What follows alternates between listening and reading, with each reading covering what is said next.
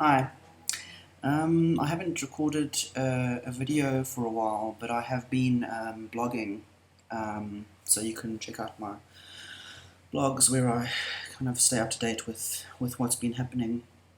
Um, but I specifically wanted to make a video about what I've been going through because I think it's an important theme.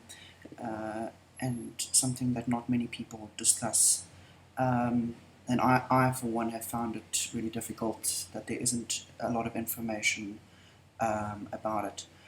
So, the topic or point of discussion is depression and um,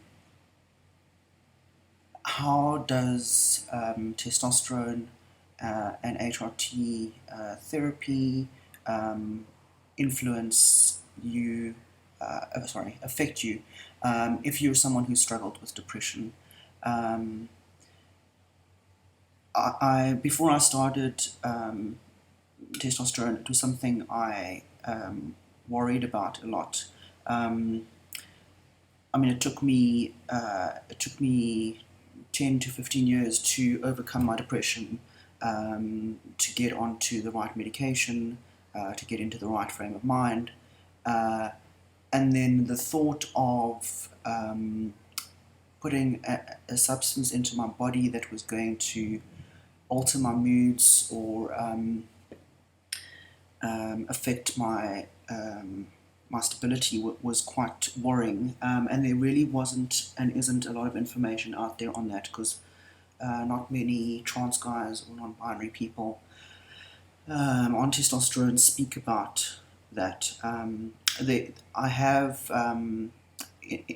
my research and speaking to people have come across a lot of people saying that testosterone for them is like an antidepressant, that it immediately and or gradually improved their mood, that the depression that they struggled with, the issues that they struggled with, um, seemed to be aided by testosterone, and that they don't struggle with those issues. Um, my situation is a bit different, I think, in terms of the fact that I have chronic depression.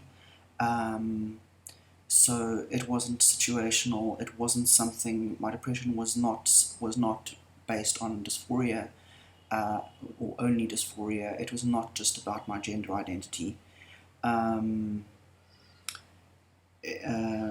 so yeah, it's something I've struggled with my entire life, and it's a chemical thing.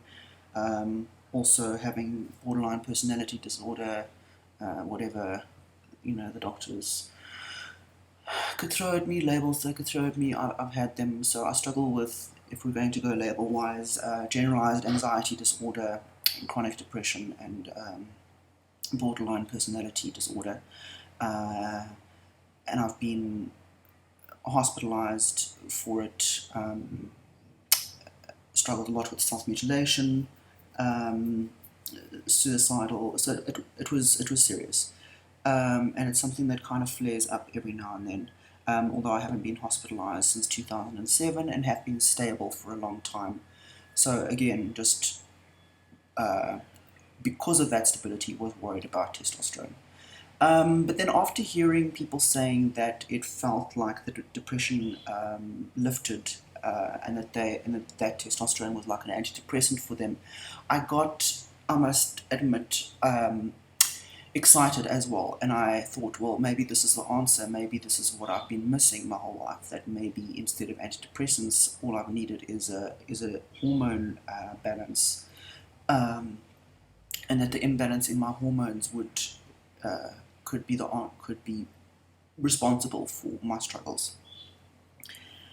Naive, yes, but I just want to explain what's been happening, just so that other people don't have to go through it, and that there is some information out there. So basically, I started testosterone 5 months ago, coming up for my 5th anniversary on the 8th, and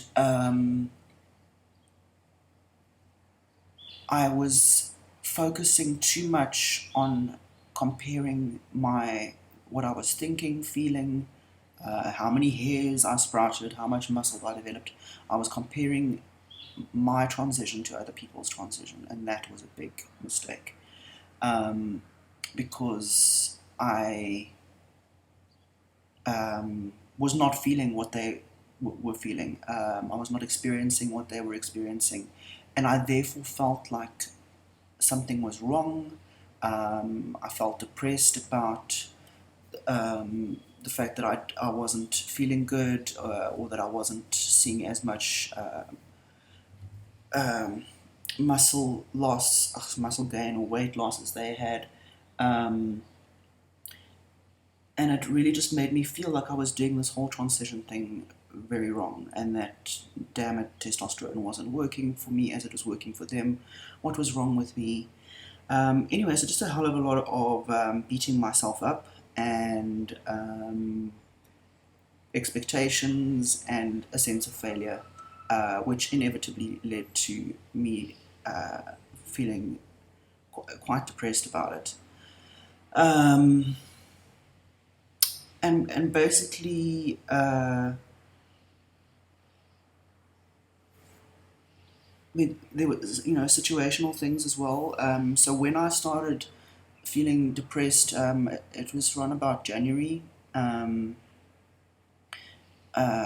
went through quite a lot of.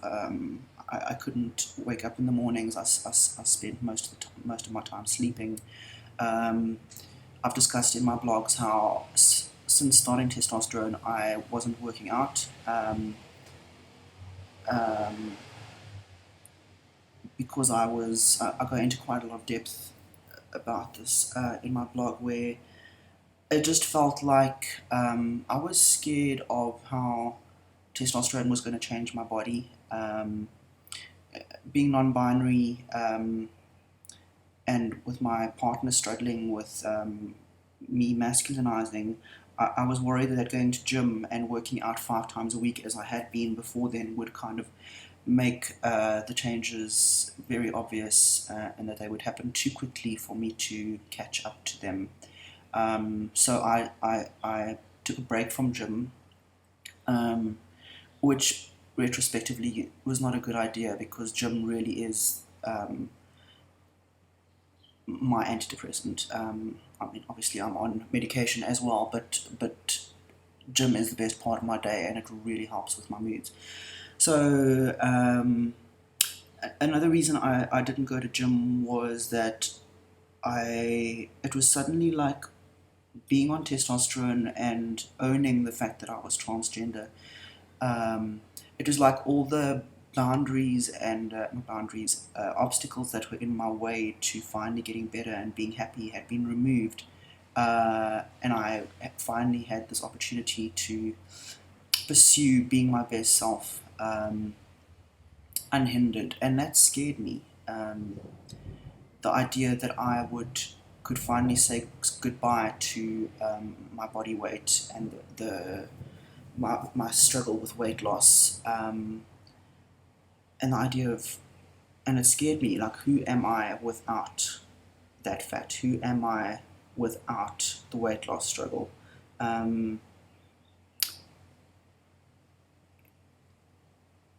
So yeah, there was a lot of fear, and that fear led to a lot of depression.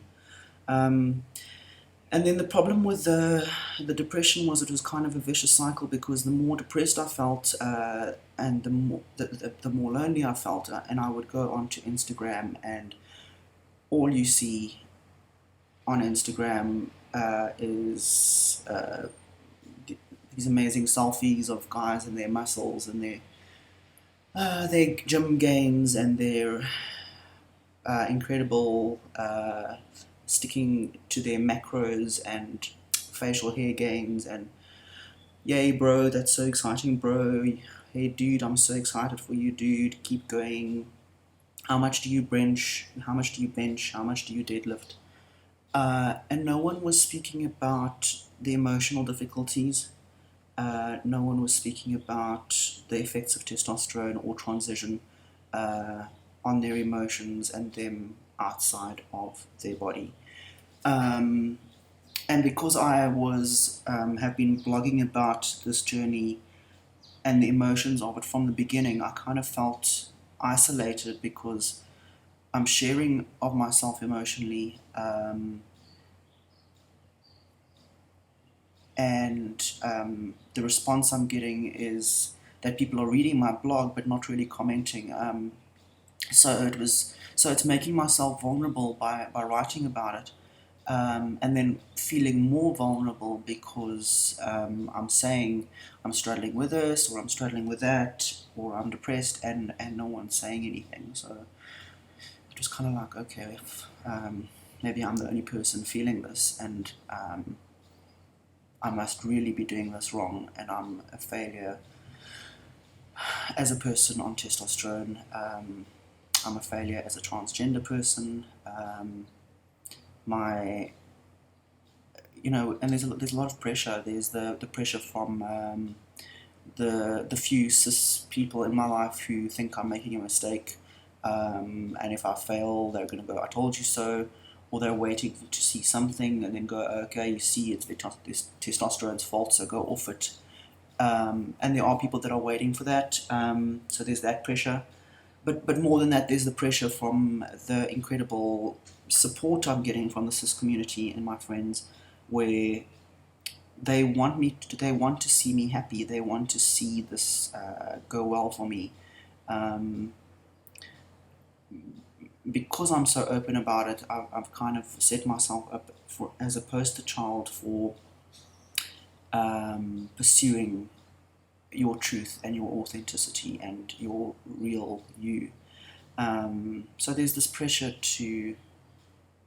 for that to be a smooth ride and a journey that's where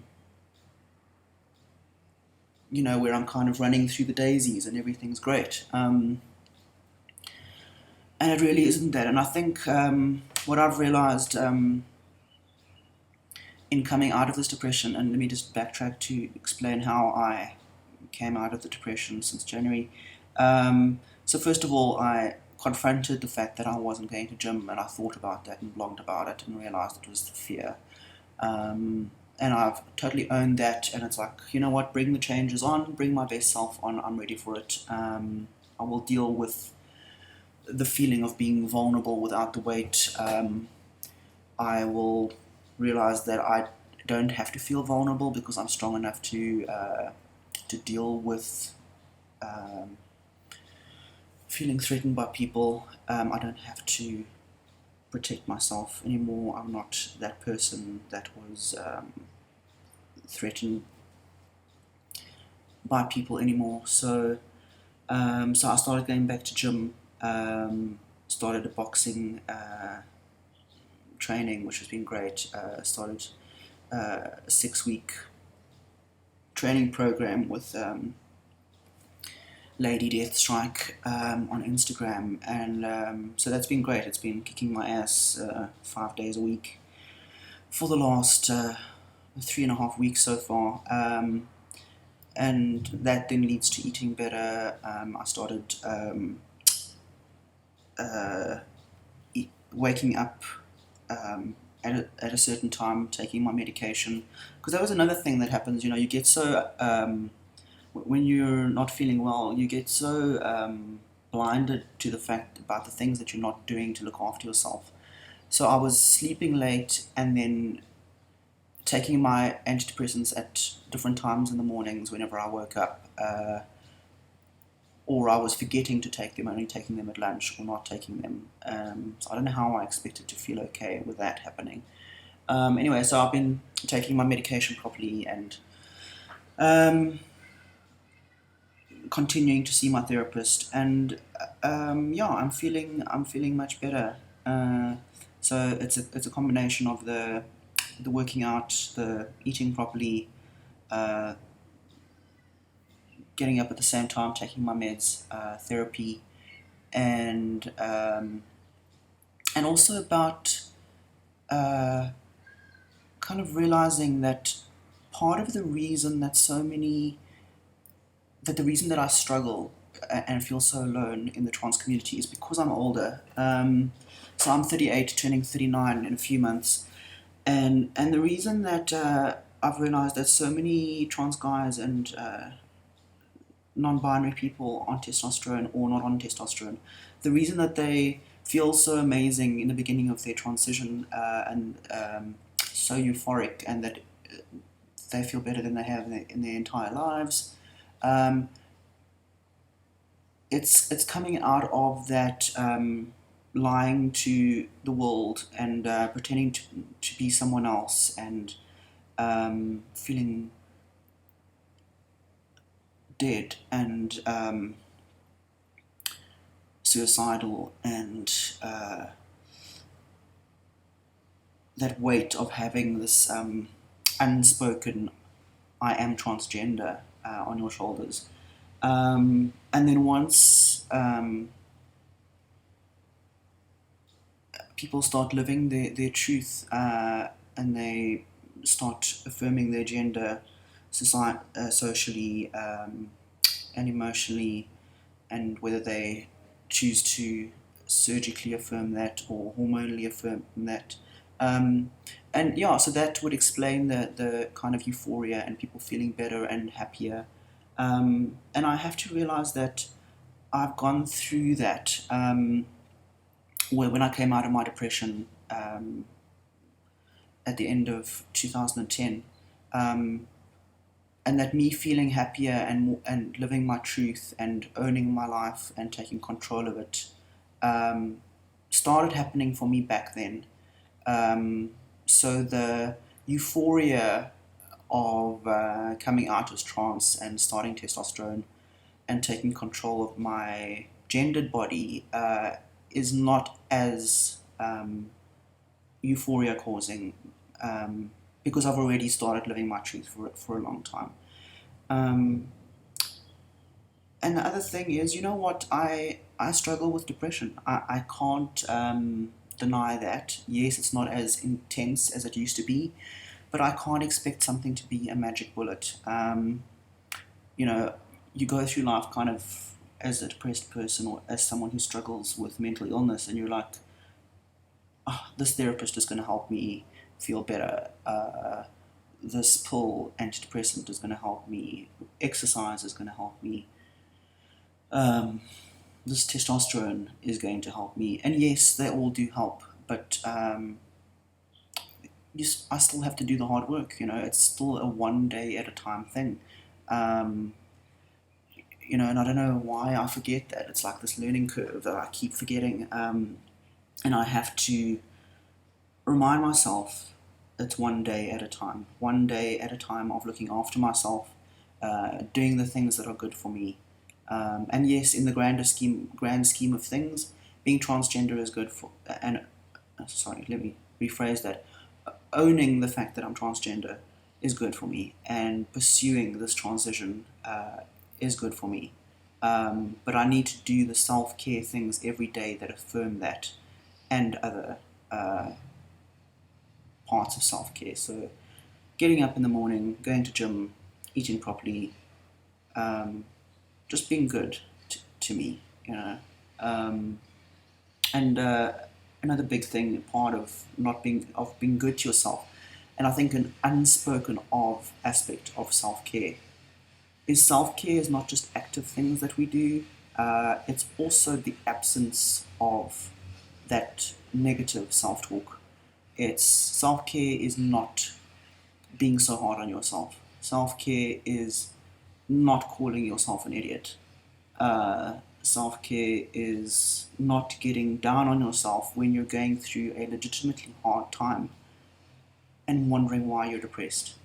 Self-care is going, you know what, you're allowed to feel depressed right now. This is, you know, transition is not an easy thing. Life still happens. So we're dealing with what's happening in our daily lives. And, oh, P.S., the fact that we're transgender and having to deal with people misgendering us, and the emotions of puberty and freaking acne, and, you know, so transitions are hard. And I think we need to, or I need to, just be a little bit more gentle on myself. as part of self-care. So yeah, please, if you have any questions, please feel free to ask. You can check out my Instagram and Facebook and all that, Wordpress, in the link below. And let me know what you want me to talk about.